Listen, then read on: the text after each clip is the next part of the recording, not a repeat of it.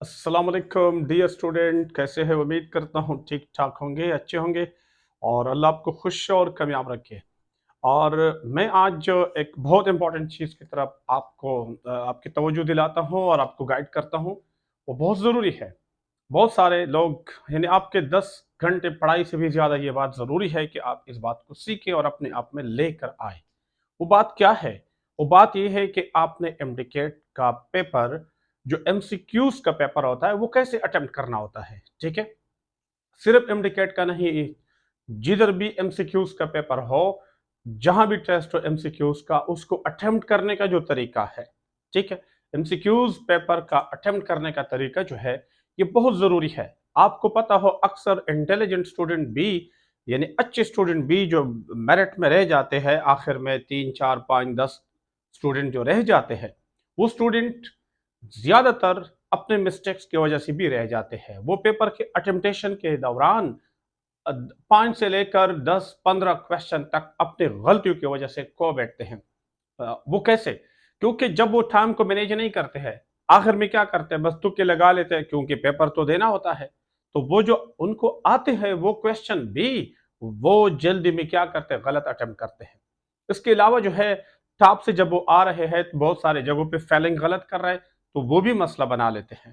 तो आप जब रह जाते हैं और आपको पता हो एमडीकेट का या पेपर के अटेम्प्टेशन एक गेम है, उसी 3 घंटों में गेम है। गेम आप 3 आवर्स है। अगर आपने वो 3 आवर्स को सही यूटिलाइज़ की, तो आप 5, 6, 10 एमसीक्यूज़ तक आगे जंप कर सकते हैं और अगर आप गलत हो गए, फँस गए, तो आप पीछे जा सकते हैं। और आपको ये भी पता हो कि आपके 10 एमसीक्यूज़ एमडीकेट के कितने बराबर होते हैं, एफईसी के 56 नंबर के बराबर है। तो आपको बहुत ज़्यादा पीछे लेकर जाते हैं। और आपको ये भी पता है कि जब आप एमटीकेट या वगैरह में रहते हैं, ओपन सीट से रहते हैं या प्राइवेट से रहते हैं या सेल्फ जो गवर्नमेंट कॉलेजेस में है सेल्फ उससे रह जाते हैं, तो आप यही कुछ परसेंटेज पे रह जाते हैं, बड़े कम मार्जिन पे रह जाते हैं। वो कम मार्जिन आप कैसे ग्रैब कर सकते हैं, उस पे कैसे काबू लाया जा सकता है, उसी 3 घंटों को कैसे आपने प्रॉपर्ली यूटिलाइज करने हैं, ये आज मैं आपको बता रहा हूँ। ये बहुत इंपॉर्टेंट बातें हैं कि आप इसको समझ लें कि वो 3 घंटों में आपने क्या चीज़ कौन सी चीज़ों का ख्याल रखना है, क्या करना है, किस चीज़ पे कंट्रोल करना है। तो मैं आप फर्स्ट आता हूँ अटेम्प्टेशन की तरफ। आपने पेपर को कैसे अटेम्प्ट करना है। तो मेरे डियर स्टूडेंट, अगर आपको एग्जामिनर पेपर दे दे, सपोज ये आपका पेपर है, क्वेश्चन पेपर है, आपको क्वेश्चन पेपर दे दिया, 200 क्वेश्चन है या 210 है या जितने भी है, तो आपके पास पेंसिल होना चाहिए, ठीक है। बाकी पेन वगैरह जो है वो तो आप ले जाएंगे, लेकिन एक पेंसिल भी साथ ले जाया करो। तो मेरा पेपर स्टार्ट हो गया, तो मैंने क्या करना है, मैंने ये करना है, देखिए मैं पहले क्या करूंगा, क्वेश्चन नंबर 1 से मैं स्टार्ट लेता हूं। सपोज ये क्वेश्चन नंबर 1 जब मैंने पढ़ लिया, मुझे आ गया, मैंने ऑप्शन सी क्लिक किया कि ये ऑप्शन ठीक है, लेकिन किस चीज के साथ क्लिक किया, पेंसिल के साथ। और वो जो पेपर आपको दे रहा है वो आपको कहेंगे भी कि क्वेश्चन पेपर पे ना लेके, लेकिन कोई बात नहीं, आप पेंसिल के जरिए उन पे टेक मार्क छोटे छोटे कर सकते हैं। इसका कोई जुर्म नहीं है, इसकी कोई सजा नहीं है, इनसे कुछ ना डरे इस बात से। आप क्वेश्चन पेपर पे जो ऑप्शन आपको सही लगता है रीड करते हैं, पेंसिल से टेक करें। फिर मसलन मुझे क्वेश्चन नंबर 2 में बी सही लगा है, आता था मुझे, आसान था, मैंने क्लिक किया। तो मैं इसी तरह जा रहा हूं, लेकिन मुझे 3rd नंबर क्वेश्चन नहीं आ रहा है। सपोज मुझे ये नहीं आ रहा है, तो जब मुझे ये नहीं आ रहा है, तो मैं इसको ऐसा देखिए, इधर ऐसा एक लाइन खींचता हूं बाहर की तरफ या स्टार बना लेता हूं ऐसा, ताकि दोबारा जब मैं नजर दौड़ाऊं ये मुझे क्लियर कट नजर आ जाए। मैं सबको ना ढूंढू, इसको ढूंढू। अच्छा, फिर सपोज क्वेश्चन नंबर 5 में आप जा रहे थे, क्वेश्चन नंबर 5 में आपको डी ठीक लगा, आपने कैलकुलेट किया। क्वेश्चन नंबर, चलो नेक्स्ट में गया, आपको ए ठीक लगा, नेक्स्ट में गया आपको सी ठीक लगा। तो इस तरह आप आ रहे थे। सपोज आपको क्वेश्चन नंबर 8 दोबारा नहीं आ रहा है, हाईलाइट कर दो, और ये आ रहा था, बी कर दो, ये पढ़ लिया, आ रहा था, क्लिक करो। डियर स्टूडेंट, जब आप इस तरह कर रहे तो इधर से लेकर 200 क्वेश्चन तक मैं चला गया। सपोज इसका ऑप्शन डी है। ओके, तो देखिए ये आपका क्वेश्चन था, ये आंसर हो गया, क्वेश्चन आंसर। ये नहीं आ रहा था, ये आ गया, ये आ गया, ये भी आ गया। इसी तरह ये नहीं आ रहा था, छोड़ दिया, ये आ रहा था, जाओ जाओ जाओ जाओ जाओ, तुम 200 क्वेश्चन पे लास्ट क्वेश्चन तक चले जाओ। यानी आप एक मरतबा अटेम्प्ट करो सबको। अब आपसे कितना टाइम लेंगे? ये कम टाइम लेंगे। क्यों कम टाइम लेंगे? क्योंकि जो मुश्किल क्वेश्चन थे, जो कैलकुलेशन वाले हैं, जो नहीं आ रहे थे आपको, जो आपको स्टक कर रहे, आप उनमें स्टक नहीं हो गए, आप चले गए। तो ये तकरीबन आपसे लेंगे लेंगे लेंगे हार्डली 1 घंटा 20 मिनट, 1 घंटा 30 मिनट। आपके पास है टोटल 3 घंटे। तो आपने 1 घंटा 20 मिनट में, चलो 1 घंटा 20 में ना, 1 घंटा 40 सही, आपसे तकरीबन 1.5 घंटा ले लिया। 1.5 घंटा आपसे ले लिया, आप पूरे क्वेश्चन पेपर पे बाहर निकल गए। अब क्या करना है? अब देखिए, आपके पास आंसर शीट है, वो भी आपको पता है। ये आपके पास आंसर शीट है। सपोज यहां 1 है और इसमें ए, बी, सी और डी है, ठीक है। इस तरह क्वेश्चन नंबर 2 आप जानते हैं ऐसे आ रहे हैं 200 तक। अब आपने जब एक मरतबा स्टार्ट से एंड तक चले गए ना, 1 घंटा 20-30 मिनट लग गए आपके। अब आपने ये नहीं करना है कि आप मजीद क्वेश्चन में स्टक रहे। अब क्या करें? आप सबसे पहले जो क्वेश्चन आपने किए हैं, पेंसिल से टिक मार्क लगाया है, वो आप फेल कर दें। सपोज मैंने पहले क्वेश्चन नंबर 1 में कौन सा फेल किया है? सी। तो देखिए, सी मैंने फेल कर दिया। अब देखो, मैं एक बात बता दूं, क्वेश्चन नंबर 2 भी आ गए, फेल कर दिया। मसलन उसमें बी है, बी फेल कर दिया। इस तरह आप इधर अगर एक फिंगर ले जाए तो आप क्वेश्चन नंबरिंग में गलती ना करें। ऐसा ना हो कि आप क्वेश्चन नंबर 2 में आ जाते हैं और क्वेश्चन नंबर 4 वाला ऑप्शन क्लिक करें, ये गलती ना करें। तो इनका आपस में टैली करना बहुत जरूरी है। एक दो क्वेश्चन आप इस वजह से लास्ट करते हैं कि क्वेश्चन नंबर 2 को देखते हैं, लेकिन फेल करते हैं क्वेश्चन नंबर 3 वाले 4th वाले का ऑप्शन। तो ये गलती ना करें। तो इसी तरह आप आ जाओ। मसलन आप यहां 200 क्वेश्चन डी तक आ गए, क्वेश्चन नंबर 200, चलो आ गए।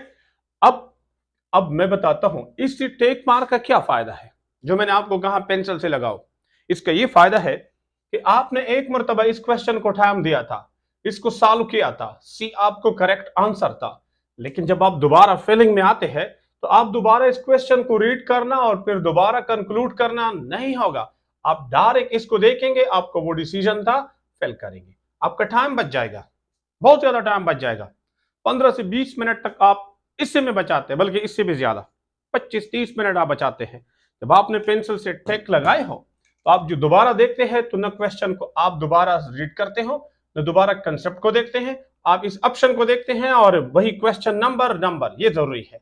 ये क्वेश्चन नंबर उधर है, ये फेल करो, ये जरूरी बात है। ओके, जब आप ये फेलिंग कर लेते हैं, 200 पे आ जाते हैं, तो ये पेंसिल से टिक लगाना, ये कुछ करना, ये आपका बहुत ज्यादा टाइम और मिस्टेक को बचा लेते हैं। मिस्टेक से आप बच जाते हैं और टाइम भी बच जाता है। आप यहां तक आ गए, आपने सपोज 200 तक आ गए।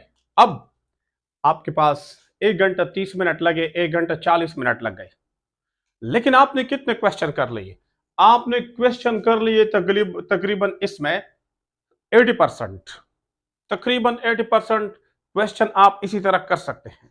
अब 80% आपने क्वेश्चन कर लिए, मतलब चलो 80% ना सही, यानी 160 ना सही, 150 सही। आपने 150 क्वेश्चन कर लिए, फेल भी कर दिए, आप इतने रिलैक्स हो जाएंगे क्योंकि आप कहेंगे कि मैंने तो ज्यादातर तो कर लिया, सिर्फ 40 50 30 35 क्वेश्चन आपके रह चुके होंगे, बाकी आप कर चुके हैं, वो फेल भी कर चुके हैं, करेक्ट कर चुके हैं, आपका टाइम बच गया। अब आप बिल्कुल ठंडा कूल सांस लेंगे, आराम से रिलैक्स से, कुछ चाय पी, चिंगम वगैरह, चॉकलेट या पानी वगैरह पी ले। उसके बाद आप आ जाए उन क्वेश्चन की तरफ जो आपने छोड़ दिए थे, ठीक है। तो आपने 150 160 तक तो कर लिए, अब बड़े रिलैक्स होंगे। 2 घंटों से पहले पहले आपने ये कमाल कर दिया है, 1 घंटा 30 मिनट, 1 घंटा 40 मिनट तक आपने कर लिया। अब इसका फायदा एक और भी है, सुन ले। अगर आप ऐसा ना करें, जो मैं तरतीब बता रहा हूं, सपोज आप आ रहे यहां से इस नहीं आ रहा था, लेकिन इनके पीछे लग गए, स्टक हो गए और आ गए, सपोज आप 170 तक आ गए, 140 तक आ गए, एंड में आपके पास 10 मिनट बच गए और आपको कहता है 10 मिनट रह गए। आपने 140 या 150 से लेकर 200 तक क्या करना है, तुक्के लगाने हैं।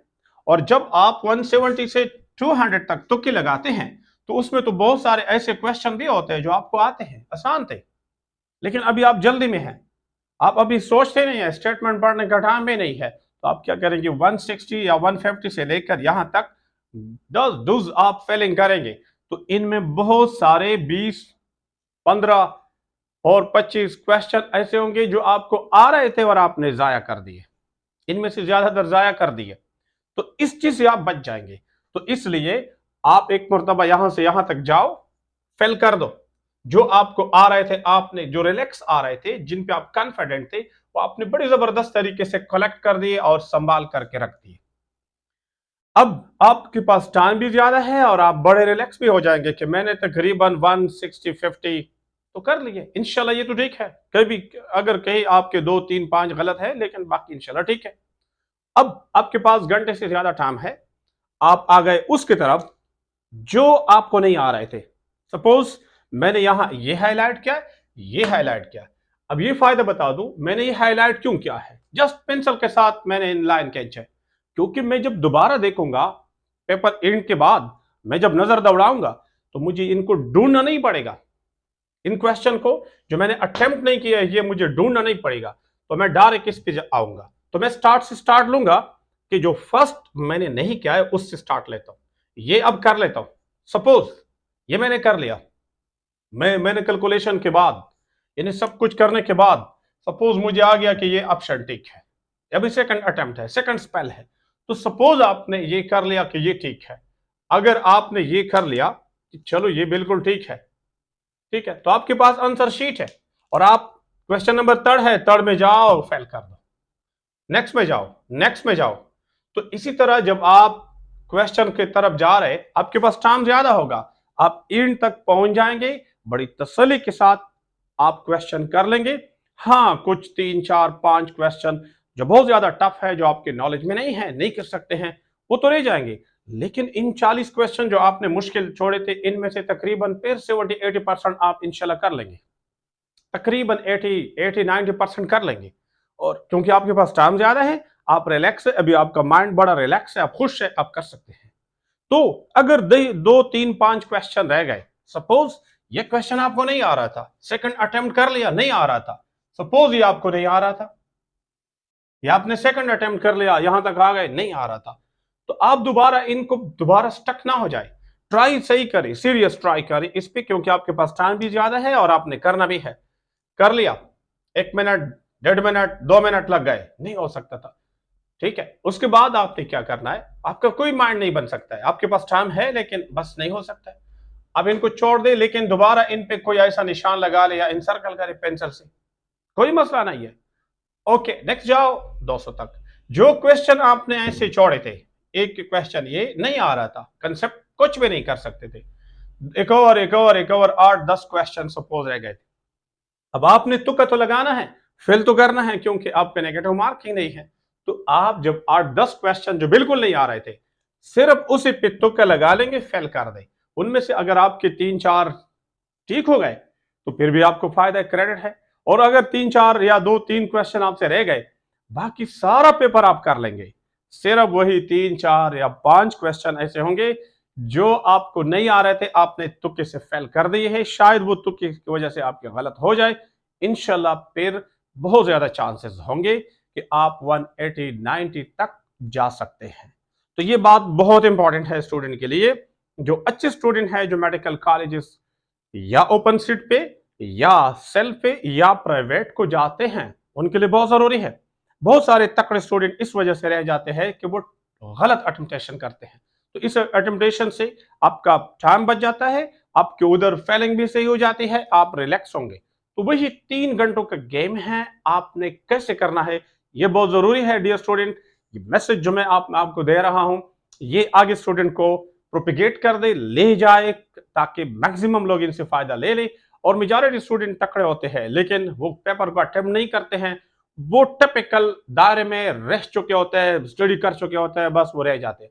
आपने अक्सर देखा होगा कि एमडीकेट या इस किस्म के टेस्ट में वो स्टूडेंट भी मार्क्स ले लेते हैं जो क्लास में या जो ज़्यादा बहुत ज़्यादा अच्छे नहीं होते हैं, जो एमडी मतलब आपके क्लास में टॉपर नहीं होते हैं, लेकिन वो अच्छे नंबर ले लेते हैं, तो उनमें कुछ कमाल होते हैं, कुछ क्रिएटिविटी होती है, अटेम्पटेशन और कुछ मैनेजमेंट का पावर होता है। तो ये मैनेजमेंट का पावर आपके पास होना चाहिए।